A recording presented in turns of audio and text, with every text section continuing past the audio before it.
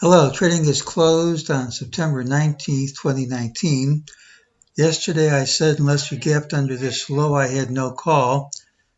We didn't gap under the low. Usually when I have no call, we close little change, something like that. But one of these days I'll have the nerve to say little change. This wasn't the day, so I get no credit one way or the other.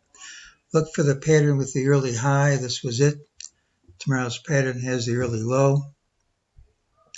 Usually it's a rally day unless we drop early. Early on, MEJT should ultimately lower and higher price it would print. We got the higher prices first, got the lower prices, and that played out. MEJT said this rally was false, would retrace, so the drop was false, and that retraced too. So it isn't telling us much about tomorrow.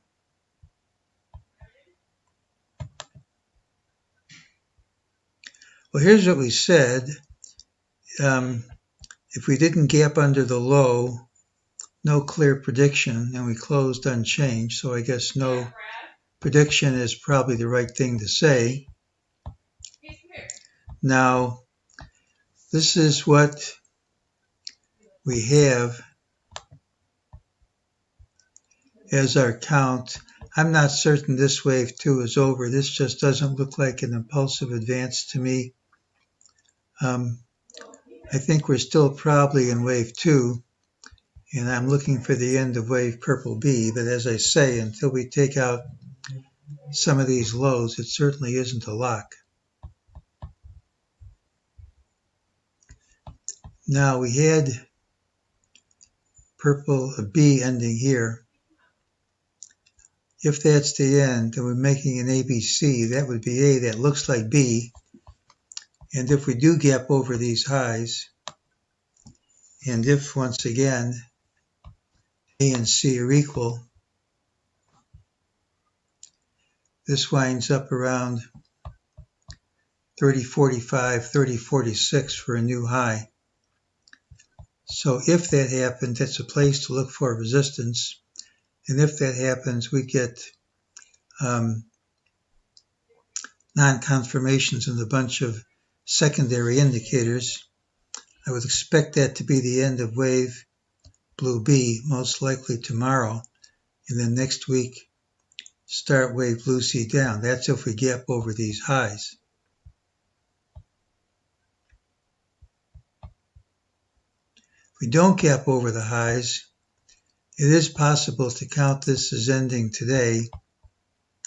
If that's purple A, that's A, and that's B, then there is a fib relationship between A and C, and everything fits. It looks like kind of a forced count to me, but if we start dropping, it doesn't break any rules.